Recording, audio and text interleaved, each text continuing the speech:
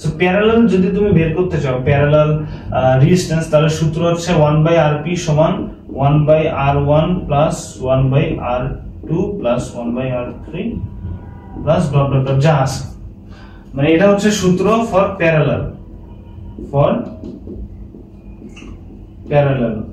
Parallel যদি হয় তোমার রেজিস্ট্যান্স, তাহলে তুমি এই সূত্র ইউজ করে বের করতে পারো।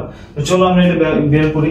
এখানে প্যারালাল দুইটা আছে, তাহলে হবে হচ্ছে 1/Rp সমান হচ্ছে তোমার 10 আর 5, তাই না? তাহলে 1/10 প্লাস 1/5, এটা যদি লসাগু করো তোমরা তাহলে হবে কি 10 আর এখানে 1 যোগ 2 তাহলে কত 3/10। এখন প্রবলেম হচ্ছে আমরা যে ভুলটা করি, আমরা এখানে এইটার ভ্যালু কিন্তু 1/Rp, তাহলে আমাদের Rp বের করতে হবে প্যারালাল। তাহলে Rp বের করতে গেলে উল্টে দিতে হবে, এটাকে জাস্ট এইভাবে উল্টে দিতে হবে, তাহলে কি হবে 10/3 হবে। 1/Rp থেকে যদি